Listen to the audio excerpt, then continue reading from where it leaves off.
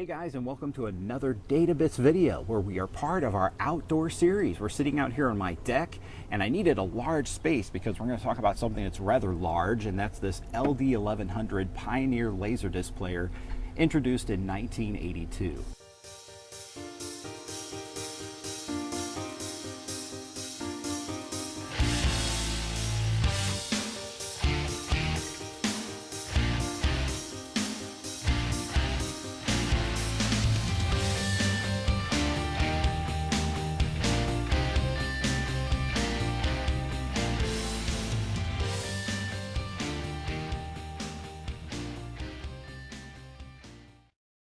Just some little technical info.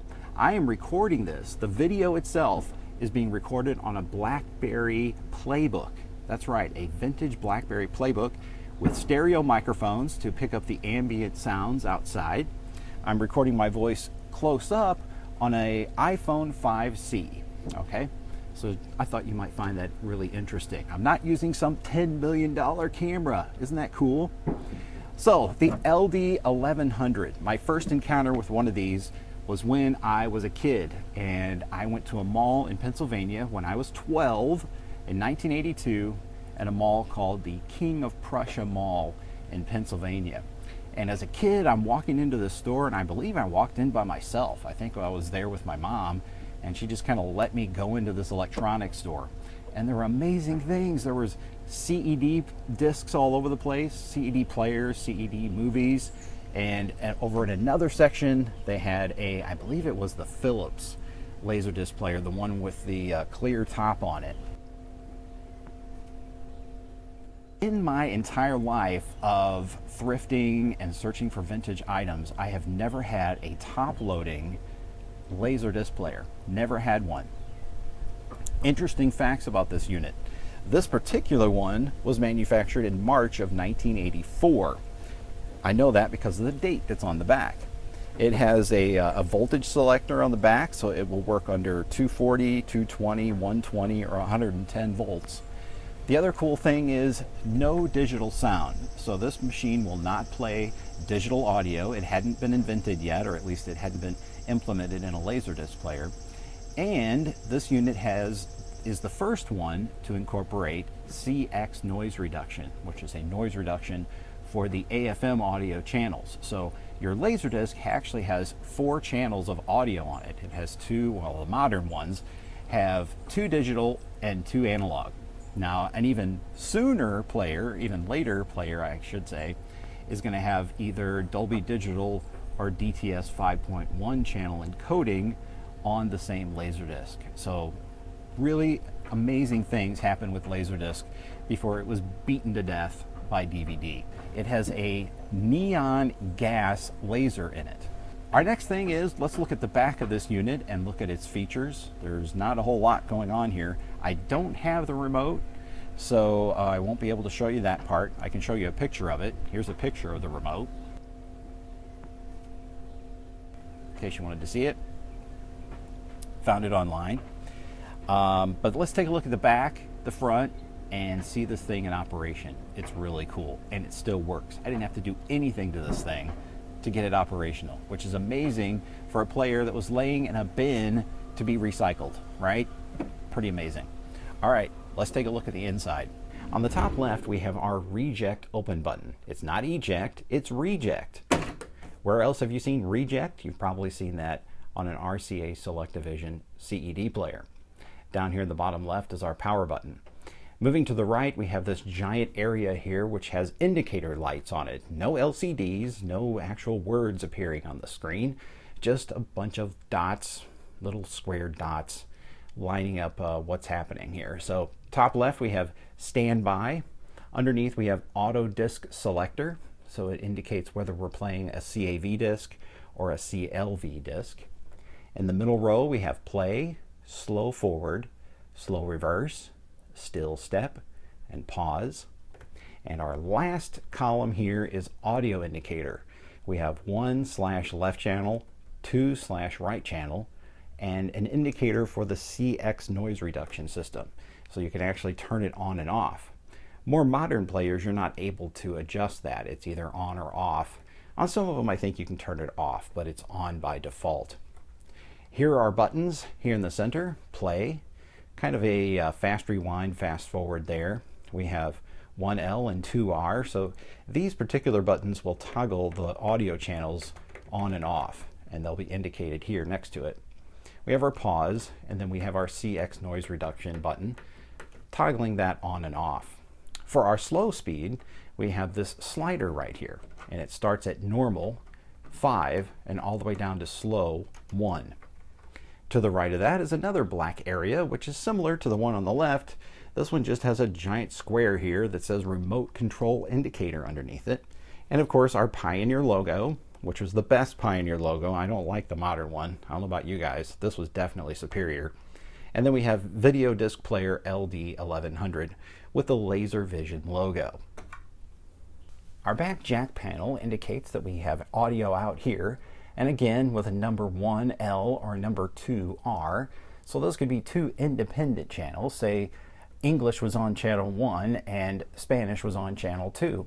If that was the case and the disc was encoded that way, you would just hook up your speaker to either one of these outputs and you would get the desired output. We have a video out here. Now, strangely enough, this video out is actually an RF out, and I've placed an adapter on it for an RCA jack. Isn't that strange? I'm not sure why they did it that way. I think that would be confusing to the consumer because next to it is the antenna output. Actually, it's antenna in, so you'd run your aerial in right here, and then it would loop back out with the VHF output. Right next to that is a channel 3, channel 4 switch, and then next to that is our voltage indicator. We're at 120 right here in America. There's also 110, 220, and 240 volts for our friends overseas. The unit is very easy to operate. Just go ahead and hit your reject button over here on the left, pull up on the hood, or the door as you might call it. Take your LaserDisc, set it on the center spindle, push the door down, and then go down here to the front on your front panel and press the play button.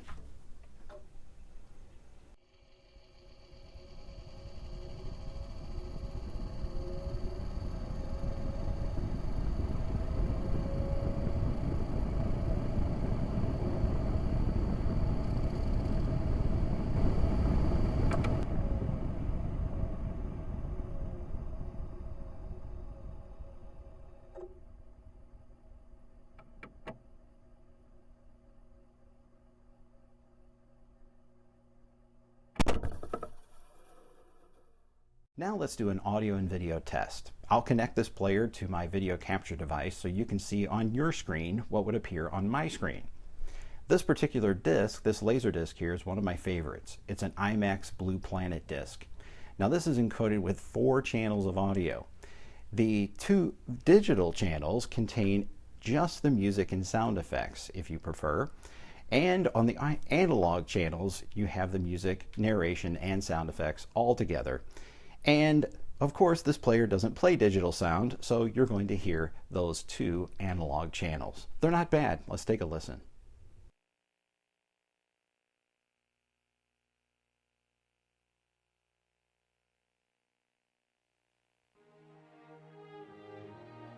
Blue Planet was created expressly for the IMAX motion picture system. The large film frame creates the extraordinary sharpness and clarity of the IMAX image.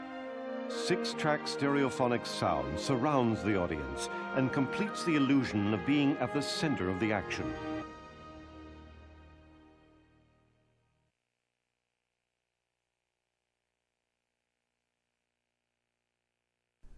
And now let's reveal the player's guts. I've already removed all the screws from the bottom cover here. Let's take the back panel off, or the bottom panel. Oddly enough, this unit has like stands on the back so that you can set it upright and it doesn't squash anything other than maybe the RF adapter that I had in there. But speaking of which, there's the RF adapter or RF converter sitting right there. And then let's see, we got some power supply stuff here. We've got a track that runs along here, and that's where the laser runs across. This is a giant assembly right here. We've got our drive motor for the LaserDisc itself right here with a cooling fan stuck to the bottom. We've got couple of fuses right here, a bunch of power circuits going on there, giant transformer right here, a little plastic cage here that says danger high voltage on it. Do not remove this. You could be killed. Right here is a potentiometer. Got a giant motherboard right here, big circuit board, and that really covers it as far as what's inside this thing. Here are some cool facts about this particular LaserDisc player model. This NTSC player was used in the video games Cliffhanger and Goal to Go. It can only communicate with the games via the IR interface. The unit is 13.5 kilograms, also 29 pounds.